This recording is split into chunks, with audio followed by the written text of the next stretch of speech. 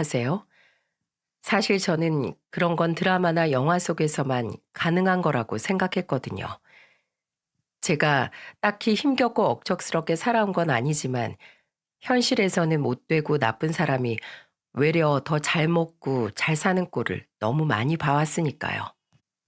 근데 선한 사람에겐 복이, 못된 사람에겐 가차없는 응징이 가해지는 걸 바로 옆에서 똑똑히 목격했답니다. 그걸 보면서 아, 정말 착하게 살아야겠구나 하는 생각이 들더군요. 제 얘기의 주인공이 누군지 아세요? 바로 제 형님이세요. 친언니가 있다면 이런 느낌일까 싶을 만큼 따스하고 좋은 사람, 바로 제 형님 말입니다. 저는 충남의 소도시에 있는 중견기업에서 근무 중이고 남편은 군청 공무원으로 재직하고 있습니다. 친구의 소개로 만나 결혼했는데 남편도 좋은 사람이지만 이 결혼으로 형님과 가족이 된 게 저는 너무도 기쁩니다. 친정이 멀리 있는 저를 마치 친엄마처럼 돌봐주며 이것저것 살림의 기본부터 여러 가지를 알려준 분이 바로 형님이셨거든요. 집에서 차로 15분 정도 가면 형님과 아주버님이 운영하는 과수원이 있습니다.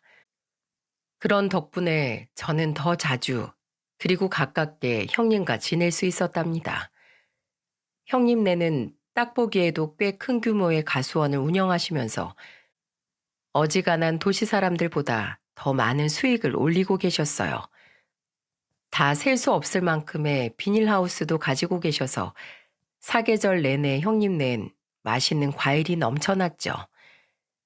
시골 동네에서 알부자라고 소문이 난 만큼 경제적으로 여유 있기도 했고 워낙 성정이 좋은 분이라 형님은 시시때때로 제게 많은 걸 베풀어 주셨어요. 형님이 제게 해주셨던 고마운 일들은 다 나열할 수 없을 만큼 정말 많이 있지만 저희가 이렇게 친자매 이상으로 잘 지낼 수 있게 된 데는 몇 가지 사건이 계기가 되었는데요. 심지어 제가 남편과 결혼하기 전부터 이미 우리 사이의 관계는 시작되고 있었어요. 궁금하시죠? 동서지간에 대체 무슨 일이 있었을까 하고 말이에요. 처음 시부모님께 인사드리러 다녀온 후 저는 이 결혼 엎어버리려고 했어요. 시어머니의 은근한 무시와 견제가 너무 고가웠거든요. 그저 인사만 드리러 갔는데도 이러는 분이면 며느리가 된 후엔 어떻게 하실지 상상만 해도 소름 끼쳤습니다. 처음 인사드리러 간 자리에서 글쎄 무슨 일이 있었는지 아세요? 제가 화장실을 다녀오겠다고 하고 잠시 자리를 비운 사이에 어머니께서 남편에게 하시는 말씀을 우연히 듣게 되었어요. 너처럼 공무원 하는 아가씨 데려왔으면 좀 좋아. 그런 아가씨랑 결혼하면 나중에 퇴직해서 연금 받고 편하게 살 수 있는데 지금이라도 엄마가 다시 선자리 알아보랴? 엄마, 우리 민영이가 나보다 2배도 넘게 벌어. 아들보다 잘난 며느리 보는 거니까 제발 그런 소린 하지도 마. 2배, 3배 더 벌면 뭐 한다니? 회사라는 게 잘리면 다 끝인 건데. 제가 집안에 같이 있는데도 이런 얘기를 대놓고 하실 분이면 말 다 한 거 아닌가요? 도저히 용납할 수 없었습니다. 이랬던 제가 남편과 결혼하기로 마음을 돌렸다는 게 좀 의아하시죠? 사실 저도 제가 마음을 바꿀 거라고는 상상도 하지 못했어요. 그런데요, 호랑이 굴에 들어가도 정신만 똑바로 차리면 살 수 있다는 말이 있잖아요. 제게 형님은 호랑이 굴 안에 든든한 제 편이자 정신을 똑바로 차리게 도와주는 지주 같은 존재이기도 했습니다. 아니, 호랑이 굴로 들어갈 수 있게끔 용기를 준 사람이라는 표현이 더 적절하겠네요. 제가 남편과 결혼을 결심하게 된 크나큰 이유가 바로 우리 형님이셨으니까요. 제 사연을 듣고 계신 여러분은 조금 의아하실 수 있을 거라 생각돼요. 시어머니 될 사람의 인격에 반해 결혼을 결심했다는 얘기는 종종 들어보셨겠지만 형님 될 사람 때문에 결혼했다는 소린 금시초문일 테니까요. 저의 이별 통보에 남편은 홀로 끙끙 앓았대요. 술도 못 마시는 사람이 정상적인 생활을 할 수 없을 만큼 매일 취해서 울기만 했다고 하네요. 저한테 계속 연락하고 질척거리면 제가 더 싫어할 걸 알아서 감히 더는 매달리지도 못하고 괴로워한다는 말을 전해준 분이 바로 제 형님이셨습니다. 저랑 독대하던 자리에서 형님은 제게 이렇게 말씀하셨어요. 솔직히 말해서 도련님한테 듣고 아가씨가 참 똑똑하다는 생각이 들었어요. 굉장히 용기 있다고도 생각했고요. 아닌 것 같아도 결단을 내리지 못하고 끌려가는 사람들이 많잖아요. 그런데 아가씨는 그렇지 않고 모든 걸 멈춘 상태로 재고하고 결국은 바른 길로 가고자 노력하고 있으니까요. 어머님의 행동 하나를 보고 전체를 판별할 줄 아는 사람이라니 정말 대단하구나 싶었죠. 사실 어머님에 대해서는 나도 아가씨 생각에 동의해요. 좀 더 가감 없이 말하자면 나도 가끔은 우리 어머님 참 별로거든요. 그렇게 말하며 은은한 표정으로 웃던 형님의 얼굴을 저는 지금도 잊을 수가 없네요. 근데 같이 사는 것도 아니고 어머니께서 이치 어긋나는 일 하실 때 도련님이 방패가 되어주지 못할 사람도 아니고 너무 무서워 말아요. 곁엔 나도 있을 거고 혼자 괴로울 일은 절대 없을 거라고 내가 약속할게요.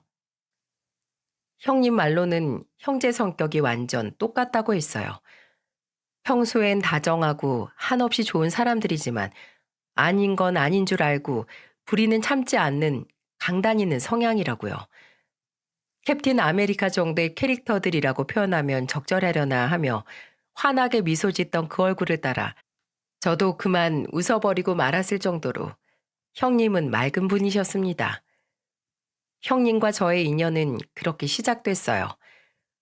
그 만남을 계기로 제가 마음을 돌리자 남편은 형님을 평생의 은인으로 모시겠다며 와락 껴안고 눈물을 흘렸다고 해요. 옆에서 아주버님이 형수는 내 여자다라며 옆구리를 쿡쿡 찌르며 떼어 놓으려던 통에 웃음바다가 됐었다는 얘기도 전해주셨죠.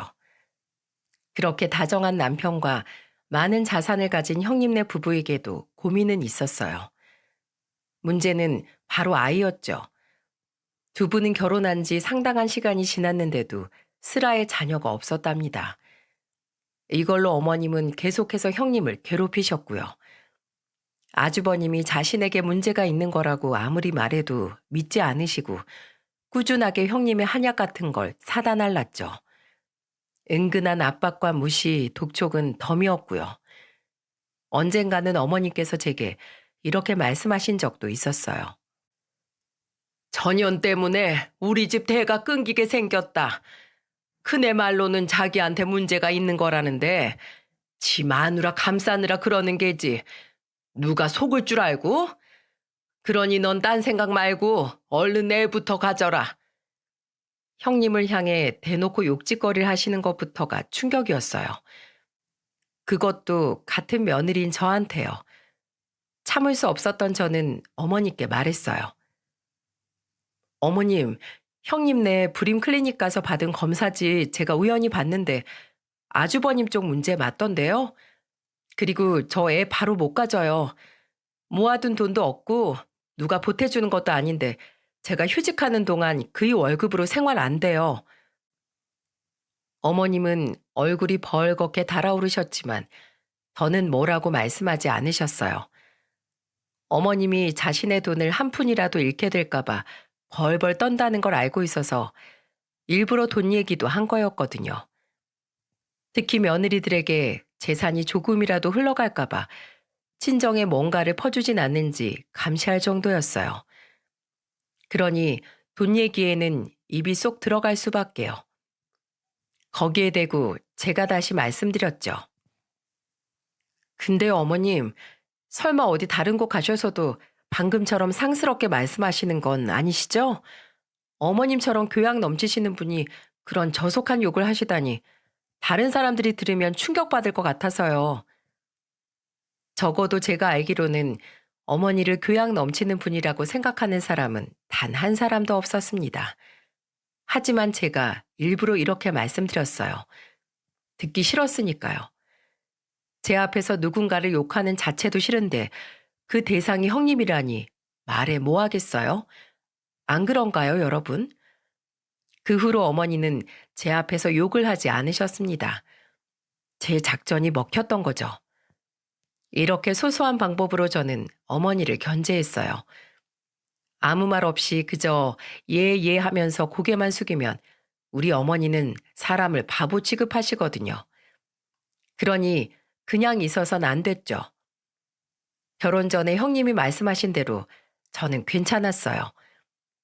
같이 사는 것도 아니고 어머님께서 제게 뭐라고 하시려는 조짐만 보여도 형님께서 저를 감싸주시거나 심부름 보내거나 했거든요.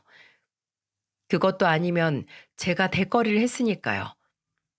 문제는 형님이었죠. 어머님은 형님에게 모진 말을 툭툭 잘도 던지셨거든요. 저 같으면 은근히 상처 입었을 법한 말이 상당히 많았는데도 형님은 정말 개의치 않으시더라고요. 정말이지 신기했어요. 괜찮으시냐 묻는 제 말에 형님은 늘 이렇게 말씀하셨죠. 괜찮아, 동서. 날씨 같은 거라고 생각하고 흘려보내면 그뿐이야. 소풍날 비 온다고 화내고 속상해봤자 어쩌겠어. 날씨가 그런 걸.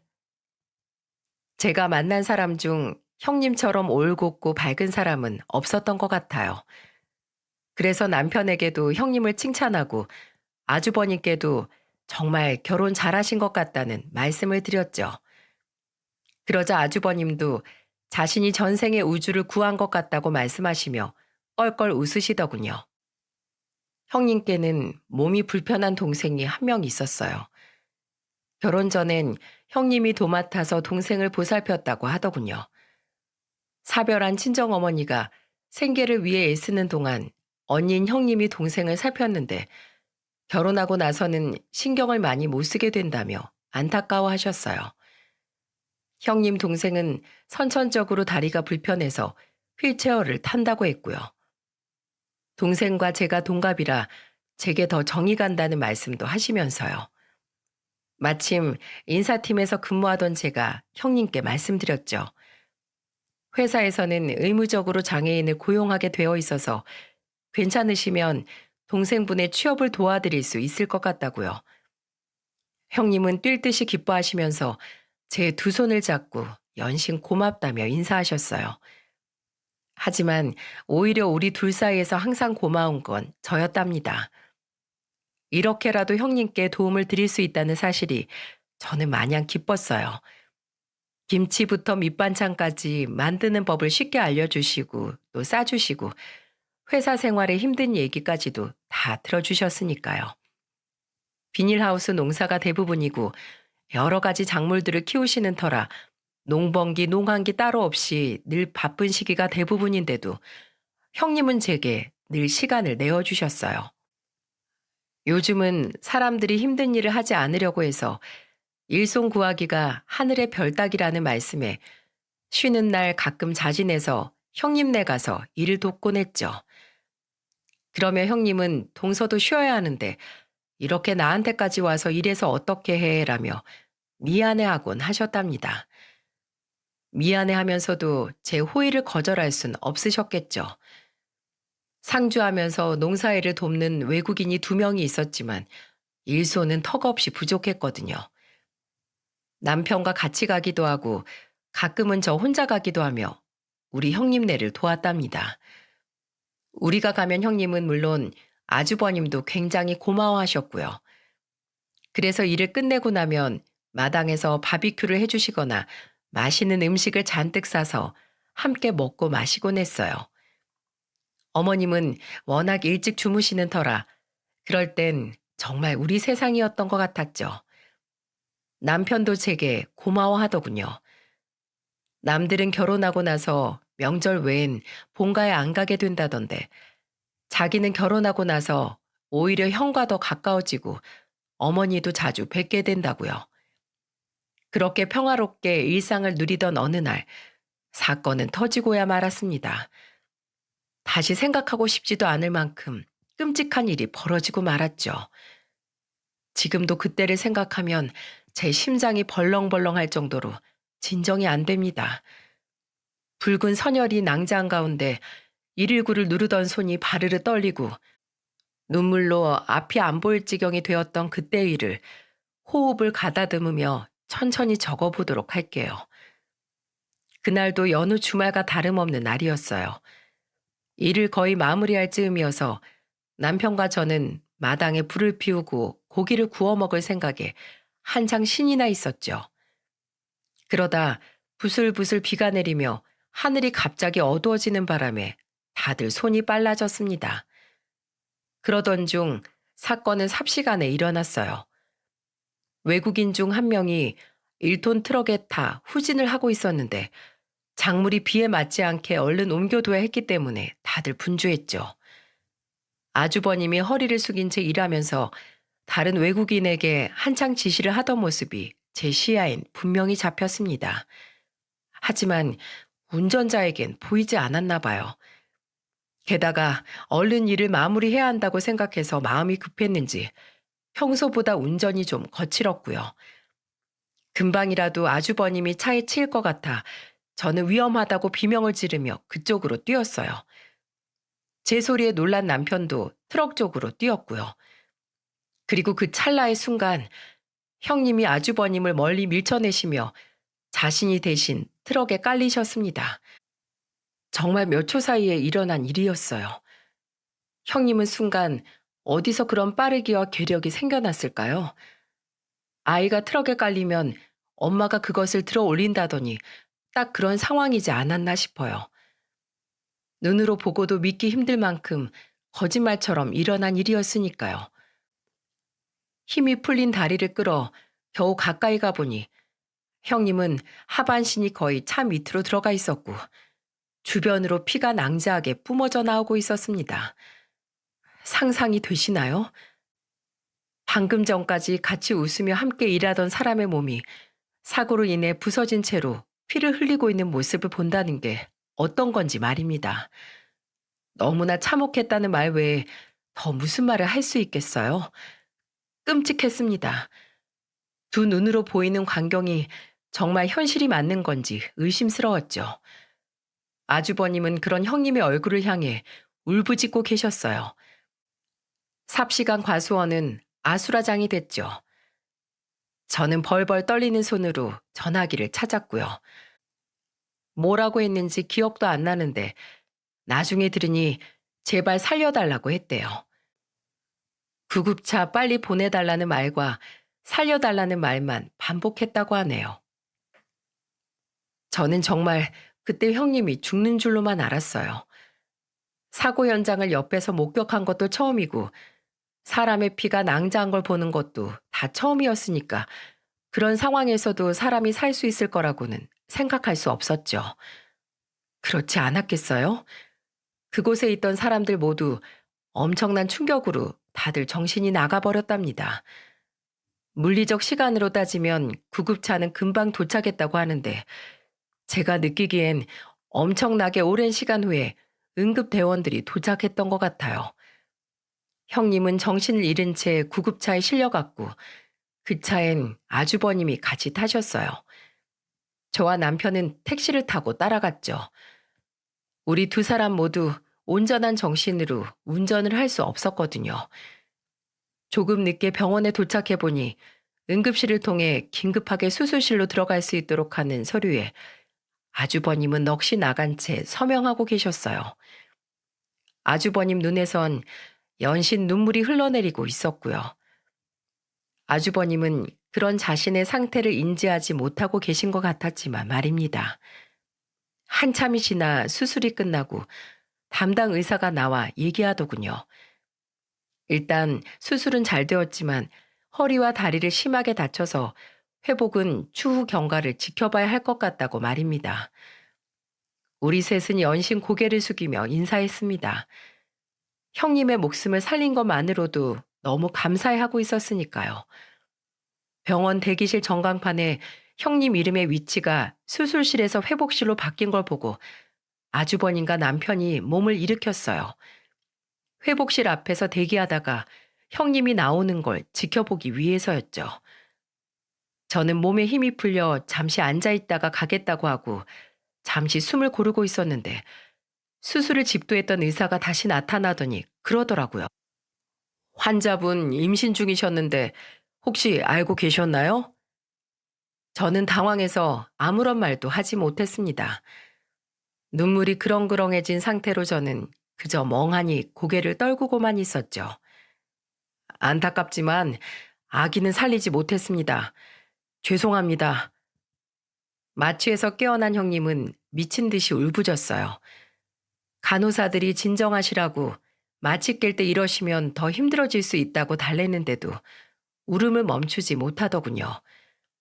저는 형님이 왜 그러는지 알 것 같았지만 아주버님은 그 이유를 전혀 모르는 것 같았습니다. 형님이 하려던 깜짝 발표가 바로 아이였을 거란 생각이 그제야 들었죠. 오늘 저녁을 먹으며 형님이 모두에게 얘기할 게 있다고 하셨거든요. 유난히도 밝아 보이던 얼굴과 목소리가 제 마음을 더 할켜대는 듯 했습니다. 그런 좋은 소식을 전하려고 했는데 일이 이렇게 되어버리고 말다니요. 무슨 운명의 장난도 아니고 이게 대체 무슨 일인지. 지금 일어나고 있는 일들 모두 전혀 실감이 나질 않았어요. 현실이 정말 거짓말 같았죠. 당시엔 이것보다 더 끔찍한 일이 또 있을까 생각했는데 지나고 보니 이건 그저 시발점에 지나지 않았네요. 그 후 어떤 일들이 일어났는지 아마 여러분은 상상도 못 하실 거예요. 형님은 어느 막장 드라마 속 이야기보다 더 끔찍한 일들을 마주해야 했거든요. 수술은 잘 되었다고 했지만 하반신의 기능은 돌아올 생각을 하지 않았어요. 형님은 혼자서 걸을 수도 없었고 제대로 앉을 수도 없었습니다. 휠체어가 아니면 이동도 할 수 없었는데 그나마도 혼자 휠체어에 타거나 내리지 못해 늘 누군가의 도움을 받아야만 했죠. 저는 틈이 나는 대로 형님께 달려갔어요. 맛있는 음식도 사다 드리고 이야기 상대도 되어드리기 위해서요. 하지만 형님은 이후로 웃지 않으셨습니다. 슬픈 표정으로 하염없이 창밖을 바라보기만 하는 날들이 이어졌고요. 재활치료 열심히 받으면 다시 걸을 수 있을 거라고 말하는 절 멍하니 바라보기만 하시더군요. 아른 채를 할 수는 없었지만 형님의 눈빛은 잃어버린 아기에 대해 말하는 것 같았죠. 감히 저는 그 고통의 깊이를 상상할 수조차 없었지만 그래도 형님에게 조금이나마 위로가 되어드리고 싶었어요. 그래서 책을 읽어드리거나 아주버님 얘기를 해드리거나 과일을 깎아드리며 함께 시간을 보냈습니다. 그러는 동안 형님도 조금씩 마음의 안정을 찾아갔어요. 드디어 형님이 퇴원하고 집으로 들어가는데 어머님의 눈빛이 심상치 않더군요. 그때 예상했어야 했습니다. 어머님이 형님을 가만두지 않을 거라는 걸 말이에요. 하지만 환자에게 딱히 무슨 짓을 하시랴 마음을 놓았던 제 잘못이 큽니다. 형님이 스스로 말씀하시기 전에 제가 먼저 아기 얘기를 아주버님께 꺼낼 수도 없는 노릇이고 몸이 불편한 상태이니 어련히 알아서 잘 챙기실까 안일하게 생각했던 거죠. 앞으로 어떤 일이 일어날 줄 전혀 모른 채로 말이에요. 어머님은 제가 알고 있던 것보다 훨씬 더 굉장한 분이셨습니다. 아니, 상상한 것 이상으로 대단한 분이셨네요. 형님은 이런 어머니의 성향을 그간 어떻게 받아내셨던 걸까요? 친정에서 보낸 간장게장을 가지고 형님을 보러 간 어느 날이었어요. 어머니께서 집안이 떠나가라 형님을 구박하고 계시더라고요. 아니, 너는 농사일이 이렇게 바쁜데 방에 누워서 이러고만 있다는 게 말이 되니? 늙은 시애미가 젊은 며느리 시중까지 들어야겠냐고 글쎄. 눈물은 왜 질질 짜니? 누가 죽기라도 했어? 누가 죽기라도 했냐니 그 말을 듣는 형님이 어떤 마음일지 생각하니 정말 끔찍하더군요. 제가 얼른 방으로 가 어머니를 말렸습니다. 어머님, 형님은 환자잖아요. 환자가 무슨 일을 해요? 그래, 너 말 잘했다. 얘가 아파서 일을 못하면 너라도 와서 더 거들던가. 얘 이렇게 되고 나서 너 농사일엔 손도 안 대잖니. 어쩌라고 이 많은 일을. 자기 아들 구하려다가 다친 며느리에게 어떻게 이렇게까지 하실 수 있는지 정말 너무하다는 생각밖에 안 들었어요. 그래서 제가 형님의 짐을 챙기며 말했습니다. 어머님, 아무래도 안 되겠네요. 형님이 몸 좀 나아질 때까지 저희 집에서 함께 지낼게요. 그 편이 제가 형님을 돌보기도 더 편할 테고요. 뭐? 늙은 시어머니가 젊은 며느리 돌보는 것보다야 이 방법이 낫지 않겠어요? 형님은 그저 말없이 울면서 제가 하자는 대로 따랐습니다. 이렇게 그대로 뒀다간 우울증이 극에 달할 것 같더라고요. 일단 사람은 살리고 봐야 하지 않겠어요? 동서, 미안해. 어머니한테서 동서 내가 지켜준다고 약속해놓고 그 반대가 되어버렸네. 형님은 힘없이 웃으셨어요.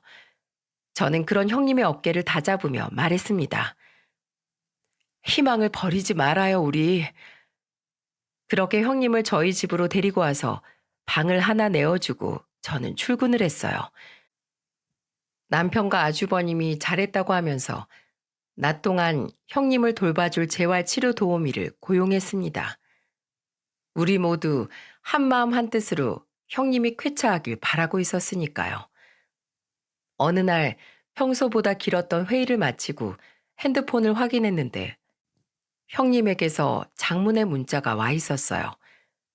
이런 문자는 사고 이후 처음 받는 거라 가슴이 다 콩닥거리더군요. 이전엔 늘 이렇게 긴 문자로 저한테 좋은 얘기 많이 남겨주시던 형님이셨으니까요. 그런데 내용은 예상을 빗나갔습니다. 동서, 정말 너무 고마워. 사고 난 이후 마음을 잡지 못하고 흔들리는 나를 곁에서 지켜줘서 정말 너무나 감사하게 생각해. 아무에게도 말할 수 없었지만 사실 사고 났던 당시 나 임신 중이었어. 그때 사고로 아이까지 잃고 정신이 나가버렸던 것 같아. 모두 모아두고 얘기하고 한껏 축하받고 축복받고 싶었는데 기대가 컸는지 아픔도 크네. 삶에 대한 의지가 전부 꺾여버린 그런 기분 혹시 알까? 이런 기분 동서는 몰랐으면 좋겠는데 살아서 뭐하나 그런 생각. 그토록 원하던 아기 천사가 드디어 내게로 날아와 주었는데 생명이 피어나는 걸 보지도 못하고 그렇게 아이를 보낸 심정. 지켜주지 못했다는 좌절감과 절망감에 숨 쉬는 것조차 아프더라. 그래도 버텨야지 했어. 나를 사랑해주는 남편이 있고 동서가 있고 가족들이 있고 내가 다시 건강해지면 다시 내게 찾아와줄 아기 천사가 있을 거라고 그렇게 믿으려 노력해왔는데 동서 미안해. 이젠 다 너무 버거워. 어머님 다녀가셨는데 되짚어보니 하고 가신 말씀 다 맞는 것 같아. 이런 몸으로 남편 옆에 붙어서 기생충처럼 사느니 그냥 다 놔버리는 게 낫겠다는 생각도 들어. 그래, 어머니 말씀처럼 내가 워낙 박복한 탓에 내 동생도 몸이 불편하게 태어나고 나도 이렇게 됐는지도 모르지. 어쨌든 이 작은 시골 동네에서 며느리가 이런 꼴인 거 창피해서 못 보시겠다더라. 1억 줄 테니 이거 먹고 떨어지라고 하셨어. 나보고 떠나래. 일도 못하는 사람 농사 짓는 집에 무슨 필요가 있냐며. 애 못 낳는 것도 참아줬는데 이젠 내 아들이 네 수발까지 들어야 하냐고 퍼부으시는데 대꾸할 말이 없는 거야. 나만 없어지면 그이도 새 출발하고 나도 편해질 수 있는 건데 작지만 힘차게 뛰던 아기의 심장 소리가 아직도 귓가에 선명해. 그 심장이 내 안에서 그대로 아스러졌다고 생각하면 도저히 참을 수가 없어. 아이를 그렇게 보내놓고 밥을 먹고 잠을 자다니 정말 기가 막힐 노릇이지. 그래, 나도 아기 곁으로 가는 게 맞겠다. 그 작고 소중한 아이가 얼마나 외롭고 무서웠겠어. 어머님 말씀이 다 맞았어. 버틸 게 아니었던 거야. 그간 나 돌봐준다고 고생해준 동서에게 너무 감사해. 세상 누가 다쳐서 걷지도 못하는 사람을 이렇게 집에까지 들여서 돌봐주고 그러겠어. 동서는 복 받을 거야. 내가 꼭 그렇게 되도록 멀리 가서도 동서 응원하고 살펴줄게. 동서랑 가족이 되어 너무 좋았어. 다음 생엔 우리 꼭 언니 동생으로 만나자. 사랑해. 저는 미친 사람처럼 택시를 잡아 타고 집으로 불이 나게 향했습니다. 그리고 형님에게 전화를 걸었죠. 전화를 받지 않더군요. 그래서 이번엔 도우미 분에게 전화를 걸었습니다. 그랬더니 그분이 태연하게 그러는 거예요. 형님이 오늘 오후 휴가 준다며 돌아가도 좋다고 해서 벌써 한참 전에 집에 왔다고요. 정말 미칠 것만 같았습니다. 혹시 몰라 119에 전화를 했어요. 메시지 내용을 일러주며 지금 집에 절대적인 도움이 필요한 사람이 있을 거라고 말이에요. 바로 좀 가서 확인해 달라고, 저도 지금 가는 중이라고 하면서요. 형님이 사고 당했던 그때처럼 저는 손을 벌벌 떨며 울고 있었어요. 그 모습을 본 기사 아저씨가 제게 벨트를 매라고 하더니 비상등을 켜고 손살같이 집으로 데려다 주셨습니다. 헐레벌떡 집으로 들어가 보니 예상대로 형님이 쓰러져 계시지 뭐예요? 극단적인 선택을 해서 의식이 없는 상태로요. 다행히 집으로 오는 길에 구조 요청을 한 덕에 구급차가 금방 도착했습니다. 저는 그렇게 형님을 다시 한 번 더 구급차에 태울 수밖에 없었어요. 형님을 응급실로 들여보내고 접수한 다음 아주버님께 전화를 했어요. 상황을 얘기하자 아주버님이 혼비백산하더니 금방 오겠다고 하시더군요.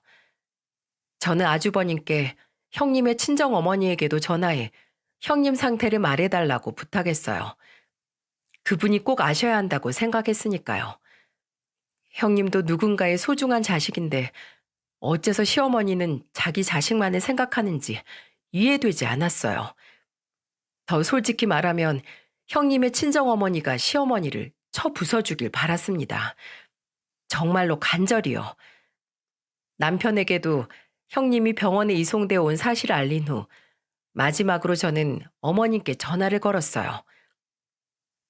어머님, 오늘 저희 집에 왔다 가셨나 보더라고요. 그래. 근데 너 말투가 왜 그러니? 내가 어디 못 갈 때 갔니? 오신 이유는 큰며느리한테 모진 말씀 그렇게 쏟아붓기 위한 거였고요. 딱히 내가 못할 소리 한 것도 없다. 단호한 목소리였죠. 저는 정말 화가 머리 끝까지 났어요. 사람이 어떻게 이래요? 정말 이게 사람의 모습이긴 한 건가요? 저는 도무지 받아들일 수가 없었습니다. 형님이 어머님 아들 구하고 다친 거예요. 그건 기억나시죠? 얘가 누굴 치매 환자 취급하고 있어? 그건 나도 알아. 그럼 그 며느리 뱃속에 아기가 있었다는 사실도 아세요? 그런 사람한테 와서 대체 무슨 말씀을 하고 가신 거예요? 형님, 지금 사경을 헤매고 있다고요. 거머리처럼 붙어서 내 아들 인생 망치지 말고 1억 줄 테니 그거 먹고 떨어지라고 하셨어요? 형님이 박복해서 동생도 그렇게 다리 못 쓰게 태어나고 결국 형님도 그렇게 된 거라고 정말 그렇게 말씀하신 거 맞냐고요? 그때 제 등 뒤에서 낮은 목소리가 들려왔어요. 대체 이게 다 무슨 소리예요? 저는 들고 있던 전화기를 툭 떨어뜨리고 말았습니다. 뒤에서 들려온 건 아주버님의 목소리였거든요. 아주버님은 제 전화기를 들더니 어머니께 물었어요. 이게 다 무슨 소리입니까, 어머니? 제가 수화음을 크게 해둔 탓인지 어머님이 하시는 말씀이 제게도 똑똑히 들리더군요. 큰애야, 지금 막 집으로 둘째 왔다. 바로 병원으로 같이 가마. 전화는 금방 끊겼어요. 전화가 끊기자 제가 보고 있던 형님의 메시지 화면이 열렸고 아주버님이 그걸 모두 다 읽으셨죠. 제 전화기를 쥔 아주버님의 손이 덜덜 떨리는 게 눈에 보일 정도였습니다. 얼굴이 벌겋게 달아오른 상태로 마치 금방이라도 폭발할 것처럼 아주버님의 눈에 핏줄이 서더군요. 한참이나 말없이 서 있던 아주버님이 낮게 물었습니다. 그 사람 상태는 어떻대요? 급한 응급 조치만을 하고 안쪽에 처치실로 들어간 터라 저도 상황을 자세히 알지 못했어요. 위험한 상태라고만 들었어요. 조금 후에 남편과 함께 시어머니가 병원으로 들어오셨습니다. 어머니께서는 아주버님을 보자마자 등을 마구 내리치면서 소리치셨죠. 이 못난 놈아, 그러게 내가 뭘 했냐? 더 시간 끌지 말고 네 마누라 그만 쳐내라고 했지. 이게 무슨 꼴이야? 이 늙은 애미가 이런 일로 병원까지 와야겠니? 넌 꼭 엄마한테 이렇게까지 해야겠어. 그러자 아주버님의 눈이 획 도는 게 느껴졌어요. 그간 느꼈던 자애롭고 인자하던 모습은 온데간데 없고 흉포한 표정의 맹수 한 마리가 앞에 서 있는 것 같았죠. 그런 얼굴을 보고서도 시어머니는 멈추지 않으시더군요. 사람 하나 잘못 들이면 이렇게 집안이 망하는 거야. 동생도 그렇고 저도 팔자가 똑같았던 거지 뭐. 그걸 누굴 탓하니 탓하긴. 애가 들어서 있었던 모양인데 그럼 지가 몸 간수를 더 잘했어야지. 그것까지 내 원망하고 있는 거래니 걔는? 그러게요. 그때 그냥 내가 차에 깔리게 둘 것이지. 왜 그랬을까요, 그 사람은? 아주버님의 목소리가 이 세상 사람의 것이 아닌 것처럼 느껴졌어요. 어머니는 자신의 화를 참지 못하고 끝까지 소리치시더군요. 그게 무슨 소리냐? 그년 팔자가 박복해서 그런 거지. 네가 차에 깔리긴 왜 깔려? 그리고 내가 그냥 나가랬니? 1억 준다고 했다. 돈까지 준다는데 대체 뭐가 문제라는 건지 나는 도통 모르겠구나. 그러자 아주버님이 굉음과 같은 소리를 지르셨어요. 안에서 뭔가가 터지는 것 같은 그런 소리가 울렸죠. 그러면서 양팔을 쫙 휘두르셨는데 어머니가 그 손에 뺨을 제대로 얻어맞고 말았습니다. 쩍 하는 소리가 병원을 가득 메울 정도로 울렸어요. 그리고 한순간 정적이 찾아왔죠. 아주버님이 어머니를 때리려고 해서 때린 건 아닐 겁니다. 아무리 화가 나도 그러실 분은 아니니까요. 다만 어머니가 아주버님을 한계까지 몰고 가고 있다는 건 누가 봐도 의문의 여지가 없었어요. 형님은 가까스로 겨우 목숨을 건지셨어요. 병원에서는 조금만 늦어서도 형님을 구할 수 없었을 거라며 저의 빠른 행동을 칭찬해 주었고요. 아주버님과 함께 따로 거처를 나와 지내게 된 형님은 아주버님의 지극정성으로 조금씩 안정을 되찾아가는 것 같았어요. 그리고 어머님께서 자신에게 한 행동이 얼마나 나쁜 짓이었는지를 객관적으로 보게 됐죠. 형님은 결국 제게 자신을 구해줘서 고맙다고 했어요. 왜 날 살렸느냐고 원망하실까 걱정도 됐지만 욕을 먹더라도 제 행동에 후회는 하지 않는다고 말씀드릴 생각이었거든요. 그런데 제게 고맙다고 말해주시니 얼마나 반가웠던지요. 알고 보니 아주버님은 형님의 친정어머니께 전화하지 않으셨더라고요. 장모님이 충격받고 쓰러지실까 걱정되어 연락할 수 없었다고 하셨어요. 듣고 보니 제 생각이 좀 짧았던 것 같았죠. 하지만 끝까지 숨겨서는 안 되는 문제라고 생각했어요. 형님 친정에서도 이 문제를 꼭 알아야 한다고 생각했습니다.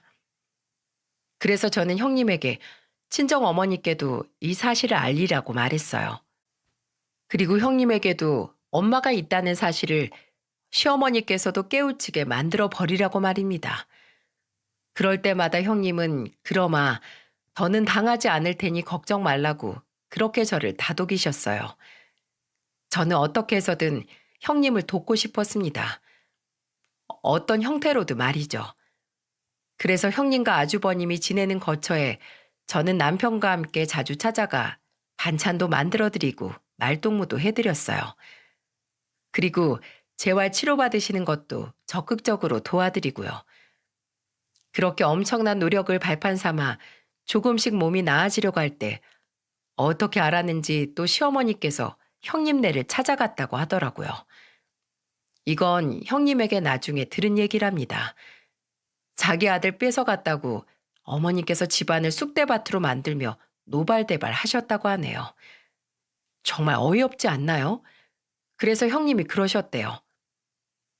어머니께서 저에게 한 모든 일들 저 절대 못 잊어요. 그래서 니까짓게 못 잊으면 대체 어쩔 건데? 잠깐만요. 거기 가만히 그렇게 계셔주세요. 잠시 전화 한 통화만 할게요. 그리고 형님은 바로 변호사에게 전화를 거셨답니다.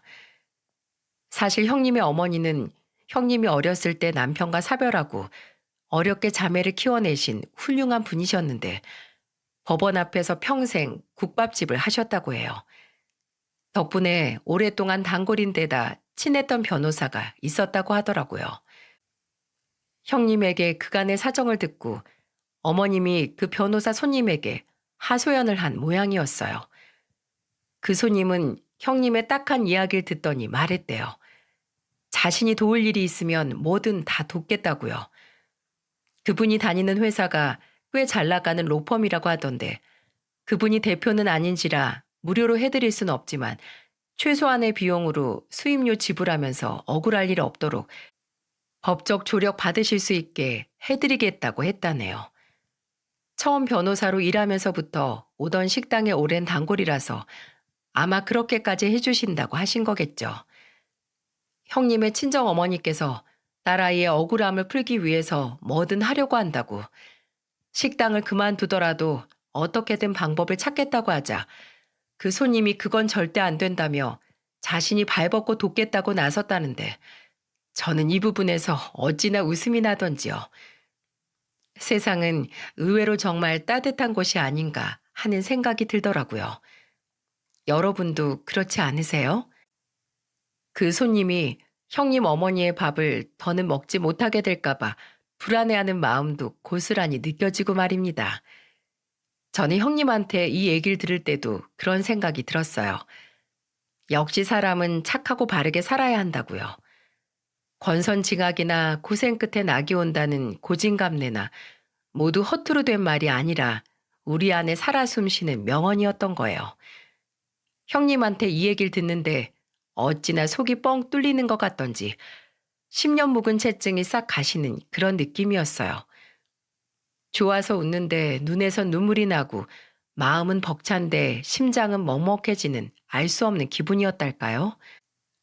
그간의 사정을 속속들이 들은 형님의 어머니가 눈물로 형님을 안아주시고 그 단골 손님과 함께 형님이 더는 억울하지 않도록 최선을 다해 돕겠다고 하셨다네요. 친정 어머니께서 형님 얘기 듣고 얼마나 억장이 무너졌을지 생각만으로도 가슴이 아픕니다. 그래도 덕분에 이렇게 획기적인 방법이 찾아졌다고 하니 저로선 기쁘지 않을 이유가 없었고요. 더 빨리 형님을 설득하지 못한 게 속상할 뿐이었죠. 형님은 시어머니가 찾아올 줄 알고 있었대요. 그간 겪은 성격으로 봤을 때 어떻게 해서든 집을 알아내 아주버님 없을 시간에 들이닥쳐 난동을 부릴 걸 예상하고 있었다고 하더군요. 그래서 기다리고 있었답니다. 과연 언제 오실까 하고 말이에요. 이런 거 보면 착한 사람이 화나면 더 무서운 법이란 말이 많네요. 우리 형님에게 이런 면이 있을지 또 누가 알았겠어요? 형님은 어머니가 마음껏 행패를 부리도록 놔둔 후 미리 말 맞춰둔 담당 변호사에게 전화를 걸었대요. 그 변호사가 재판에 들어가거나 바빠서 전화를 못 받으면 어쩌려고 그랬냐니까 형님이 글쎄 뭐라고 했는 줄 아세요? 그럴 땐 사무실 아가씨가 받아서 변호사님 대리인 자격으로 통화해 주기로 다 약속이 되어 있었다네요. 우리 형님 정말 너무 멋지지 않나요? 볼수록 반할 수밖에 없는 세상에 둘도 없는 제 형님이 바로 이런 분이라고 세상에 외치고 싶어서 저는 이 사연을 쓰게 된 건지도 모르겠습니다. 형님은 어머님을 앞에 세워두고 변호사에게 전화를 걸어 말씀하셨대요. 안녕하세요. 엄마 통해서 사건 부탁드린 사람입니다. 방금 저희 시어머니께서 제 집에 무단 침입해서 가재독을 부수고 저에게 심한 욕설을 하셔서요. 혹시 주거 침입죄와 모욕죄 성립이 가능할까요? 가능하다면 고소 내용에 그 내용도 포함하고 싶은데요. 형님은 스피커폰으로 담당 변호사와의 통화를 어머니께 모두 들려드렸다고 하네요. 어머니는 형님이 문을 열어주지 않자 열쇠공을 불러 문을 따고 밀고 들어오셨다고 해요. 그러니 주거 침입죄가 맞고 욕설과 난동 역시 내용에 포함될 수 있다는 답변이 돌아왔답니다. 그러자 시어머니께서 버럭 소리를 지르시며 증거 있냐고 적반하장으로 나오시더래요. 그래서 형님이 웃으며 말했다고 해요. 어머님 아들이 저 혼자 있을 때 혹시라도 위급한 상황이 올까봐 집안에 사각지대 없이 CCTV를 다 설치해뒀어요. 그걸 이런 식으로 쓰게 될 줄은 몰랐지만 증거 제출은 얼마든지 가능해요, 어머님. 그 부분은 걱정하지 않으셔도 돼요. 형님은 얼굴이 하얗게 질린 시어머니께 로펌 변호사 명함을 주며 말을 이었다고 했어요. 앞으로 저한테 하고 싶은 얘기가 있거든. 직접 오시거나 전화하지 마시고 이분에게 연락하시면 되세요. 제 대리인 자격으로 법적인 모든 부분이 위임되어 있으니까요. 어머니와 제가 이렇게 대면하는 건 오늘로서 끝일 겁니다. 부디 건강하세요. 금방이라도 쓰러질 것 같은 어머니를 홀로 두고 형님은 휠체어를 타고 그렇게 유유히 집을 빠져나왔다고 하셨어요. 아, 소송이 그래서 결국 어떻게 됐냐고요? 화려한 변호인단과 함께 아주버님과 저희 부부까지 모두가 한편인데 어머니께서 어떻게 이길 수 있었겠어요? 아주버님은 형님을 적극적으로 응원해 주시며 본인 명의로 되어 있던 재산 대부분을 모두 형님 명의로 넘겨주거나 공동 명의로 바꿔주었다고 해요. 승소한 덕에 어머니께 손해배상 청구한 것도 모두 다 받아내셨고요. 그리고 지금 두 분은 형님의 재활치료에 전념하면서 평화롭게 살아가고 계세요. 어때요? 권선징악, 제 말이 맞죠? 어머니의 만행은 정말 입에 담기도 힘들 정도였던 터라 옆에서 보는 것조차 너무 괴로웠지만 그래도 결국 형님과 아주버님 두 분 모두 행복을 찾아가고 있답니다. 걷는 건 꿈도 못 꾸던 분이 재활치료를 받으며 이젠 한 걸음씩 걷기도 하고 말이죠. 희망을 놓지 않으면서 열심히 애쓰니 이렇듯 좋은 결과가 찾아오더군요. 형님은 계속 애쓸 거라고 하셨어요. 그래서 이전처럼 걷고 뛰고 다시 임신도 하실 거라고요. 제 사연을 듣고 그래도 부모인데 너무했다고 하시는 분들 분명히 계실 거라고 생각돼요. 하지만 형님네 부부가 어머님과 아버님을 거리에 내몰 만큼 큰 액수의 손해배상 청구를 한 것도 아니고 시부모님 두 분 모두 숨 거두는 날까지 돈 걱정 없이 살 수 있을 만큼 여전히 여유로우세요. 물론 어머님은 형님에게 생돈을 빼앗겼다고 우기시며 굉장히 억울해하고 계시지만 말입니다. 어머니께서 형님에게 가스라이팅을 하려다가 실패하고 그렇게 아들에게 외면당하셨지만 성정은 아직도 여전히 그대로세요. 이래서 사람 쉽게 변하지 않는다는 말이 있나 봐요. 형님한테 안 통하니 저라도 마음대로 하려고 하시는데 형님 당한 걸 본 제 남편이 절대 그렇게 놔두지 않겠다고 공표를 한 상태입니다. 그러니 저한테도 접근이 어렵게 됐죠. 저와 남편은 어머니와 적당한 거리를 유지하며 지내고 있어요. 어머니께 선을 넘을 빌미와 기회를 절대 드리지 않으면서요. 자식은 소유물이 아니고 사람은 인격적으로 대우해야 한다는 걸 이번 일을 통해 저희 어머니께서 조금쯤은 배우셨을까요? 1억으로 형님을 내쫓으려 했던 어머니가 결론적으로 몇 곱절에 달하는 돈을 보상하게 되고 그렇게 아끼던 큰아들하고도 척을 지게 되었으니 이것으로 조금쯤은 인생 공부하셨을 것도 같은데 말입니다. 하지만 이런 큰일을 겪고도 좋은 쪽으로 변하지 않고 어떻게 외려 더 표독해질 수 있는지 저는 그저 신기할 따름입니다. 어머니께서 처음부터 마음씨를 곧게 썼다면 얼마나 좋았을까 가끔 생각해요. 그랬다면 형님이 어머님을 세상 누구보다도 더 위하고 사랑하며 살아갔을 텐데 말입니다. 누가 뭐래도 저는 정말 결혼 잘했다고 생각해요. 그때 형님이 나서서 절 설득해주지 않았다면 어떻게 되었을까요? 이래서 한 치 앞도 알 수 없는 게 바로 세상이고 인생이라고 하나 봐요. 우리 가족들 모두 앞으로도 잘 살게요. 그 누구의 위력 앞에서도 절대 무너지지 않으면서요. 여러분도 꼭 그러시길 간절히 바랍니다.